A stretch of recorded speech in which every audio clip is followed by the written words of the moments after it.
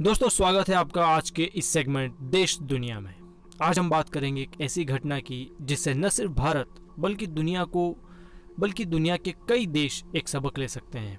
आज हम देखेंगे कि क्या होता है जब एक मोनोपोली टूटती है, क्या होता है जब ईंट का जवाब पत्थर से दिया जाता है और क्या होता है जब शेर को सवा शेर मिलता है।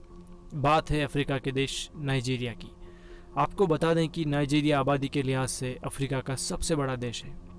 करीब 20 करोड़ की आबादी यहाँ रहती है। ज़्यादातर आबादी मुस्लिम है। अब यहाँ पर क्या होता है कि यहाँ के राष्ट्रपति मोहम्मद बुहारी एक ट्वीट करते हैं जिसमें वो 1967 से 1970 तक चले सिविल वॉर का जिक्र करते हैं।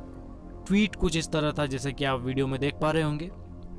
उसमें लिखा है, many of those misbehaving today are too young to be aware of the destruction and loss of lives that occurred during the Nigerian civil war.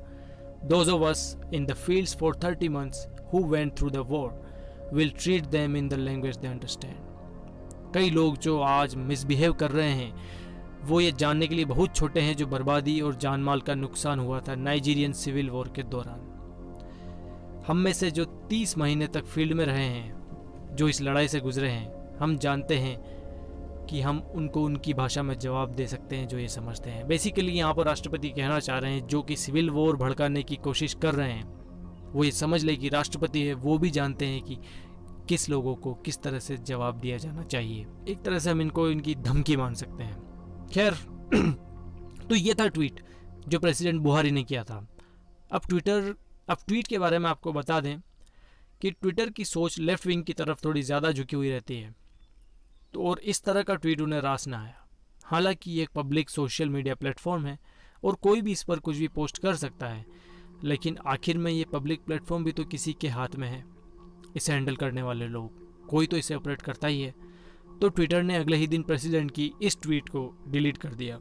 यहाँ पर ट्विटर के स्पोक्स पर्सन ने कहा कि राष्ट्रपति ने ट्विटर की गाइडलाइंस को वॉयलेट किया है, गाइडलाइंस का उल्लंघन किया है।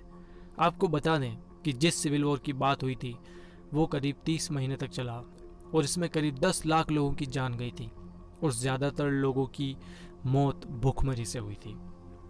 अब दुनिया की नज़र थी नाइजीरिया की सरकार पर कि नाइजीरिया की सरकार इस एक्शन का क्या रिएक्शन देती है। नाइजीरिया के सूचना मंत्री कहते हैं कि ट्विटर के खुद के कुछ नियम हो सकते हैं, लेकिन ये नियम यूनिवर्सल नियम तो नहीं हो सकते ना, कोई शाश्वत नियम तो नहीं हो सकते। और अगर राष्ट्रपति किसी बात को लेकर चिंतित है तो वो बिल्कुल अपनी बात कहने का हकदार है और वो कह सकता है। आप इस तरह एक देश के सर्वोच्च नागरिक का ट्वीट डिलीट नहीं कर सकते। ये उस देश की गरिमा का, उनके स्वाभिमान का, उनकी डिग्निटी का सवाल है। खैर इन सब बातों के बावजूद भी आप ट्विटर को डायरेक्ट सीधा तो बैन नहीं कर सकते, सिर्फ इसलिए कि उन्होंने आपका ट्वीट डिलीट किया है।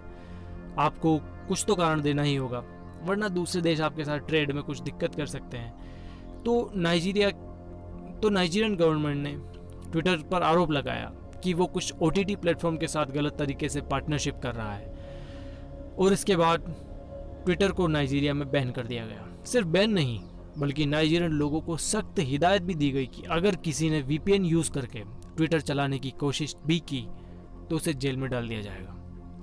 अब सरकार ने ट्विटर को बैन तो कर दिया, लेकिन उनके सामने दूसरी चुनौती ये कि अब देश दुनिया तक अपनी बात कैसे पहुँचाई जाए। यहाँ पर आती है हमारे प्यारे भारत की कू ऐप। ये एप्लीकेशन ट्विटर का परफेक्ट रिप्लेसमेंट है। नाइजीरिया की सरकार, उनके सूचना मंत्री ने कू ऐप के CEO से मीटिंग की और नाइजीरिया की सरकार और कू ऐप की आपस में कई मुद्दों पर सहमति बनी। जाहिर सी बात है उनमें एक सहमति ये भी रही होगी कि राष्ट्रपति और बाकी देश को रिप्रेजेंट करने वाले लोगों की गरिमा का ध्यान भी रखा जाए। तो खैर अब नाइजीरियन सरकार ट्विटर से शिफ्ट हो जाती है कू ऐप पर। इसके बाद दुनिया भर में इस पर बातें होने लगती है। पूर्व अमेरिकी राष्ट्रपति डोनाल्ड ट्रंप का भी इस दौरान बयान आता है कि उन्हें भी इसी तरह का कुछ एक्शन 2020 में लेना चाहिए था, जब ट्विटर ने उनके अकाउंट को सस्पेंड कर दिया था। न सिर्फ अमेरिका, ट्विटर भारत के भी कई डिप्लोमेट्स के अकाउंट के साथ ऐसी हरकतें करता आया है। यहाँ तक कि गृह मंत्री अमित शाह का अकाउंट तक सस्पेंड किया जा चुका था। बाद में कहा गया था कि कॉपीराइट इशू की वजह से इसे हटाया गया था और साथ ये वार्निंग भी दी गई थी कि ऐसी हरकत दोबारा हुई तो अकाउंट परमानेंटली सस्पेंड भी किया जा सकता है। अब ये इंडिया के गृह मंत्री को साफ साफ धमकी थी, उसके बावजूद इंडिया ने इसके ऊपर कोई एक्शन नहीं लिया। और ऐसी कई चीज़ें कई लोगों के साथ हुई है। अभी हाल ही में भारत के उपराष्ट्रपति के पर्सनल अकाउंट के आगे से ब्लू टिक जो वेरीफाइड होने को दर्शाता है उसको हटा दिया गया और अगले दिन इसे रिस्टोर किया गया। लेकिन क्या मतलब होता है ब्लू टिक हटाने का? आई मीन ये सरासर बेइज्जती है किसी इंसान की, और किसी देश के वाइस प्रेसिडेंट का इस तरह से ब्लू टिक हटा देना।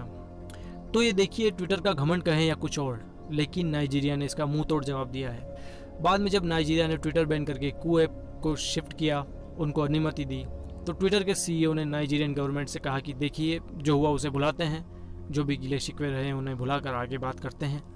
एक मीटिंग भी हुई, लेकिन उसका क्या नतीजा निकलता है अभी तक कुछ साफ नहीं है। हालांकि इस घटना से एक बात साफ हुई है कि भारत की कू ऐप में दम है, और अगर हम अफ्रीका, लैटिन अमेरिका और भारत को टारगेट बनाकर चलते हैं तो कू ऐप में पोटेंशियल है कि ये ट्विटर को टक्कर दे सकता है, और ये एक बहुत अच्छा बूस्ट होगा मेक इन इंडिया और आत्मनिर्भर भारत के लिए। हालांकि कई भारत के डिप्लोमेट्स कू ऐप पर आ भी चुके हैं। उम्मीद है बहुत जल्द भारत की एप्लीकेशन पूरी दुनिया में चलाई जाएगी।